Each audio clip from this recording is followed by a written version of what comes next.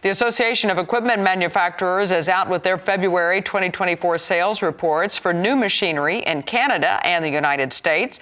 Host of Real Ag Radio, Sean Haney, joins us now with an update. Sean, good to have you with us. So what are the numbers for the U.S.? Hey, great to be with you here this morning. So as expected, we're seeing a bit of softening in the new machinery market here in the early part of 2024.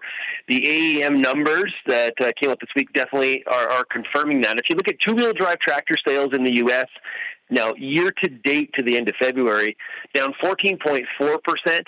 If you look at four-wheel drive tractors, down 7.2%, and actually self-propelled combines down 18.9% year-to-date so far in 2024. February overall, pretty weak month especially when you look at combines. You look at February of 2024 compared to February of 2023, we're down 31.5% in new combine sales in the market. So definitely a softening in comparison to last year in the U.S. And so how does that compare to Canada?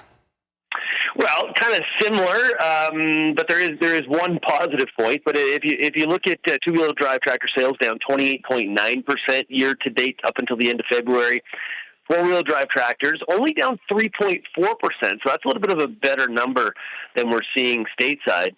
And combines actually positive 6.3% to the upside year to date, which obviously is a reversal from what we're seeing in the U.S. Now, a big part of that, though, is driven by what looks to be a pretty good February in the Canadian market for combines, up 27.2%, comparatively speaking, in the month of February compared to February of last year. So it's early, but I think these are the kind of numbers that people kind of expected. Right. Well, what insights do you have on what to expect the rest of the year, and how is it tied to kind of farmer sentiment in both countries? Yeah, I think, if you look at the Purdue CME Ag Barometer and you look at the Canadian Farmer Sentiment Index, farmers are souring in terms of their profitability outlooks here in 2024. So it should be no surprise that that's leading to a pullback on things like capital purchases as it applies to things like equipment.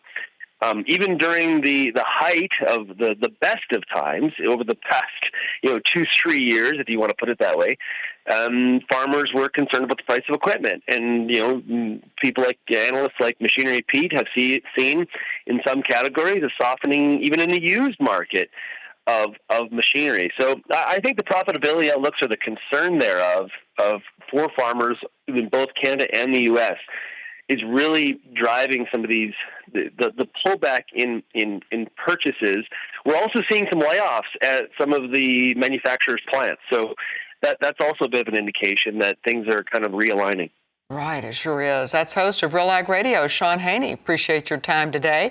And this Real Ag Radio update is brought to you by Heads Up Plant Protectants. You can go to headsupst.com for information about their products. And you can catch Sean on his show, Real Ag Radio. It airs at 4:30 p.m. Eastern weekdays on Rural Radio, Channel 147 on Sirius XM. And we'll visit with him again tomorrow on Market Day Report.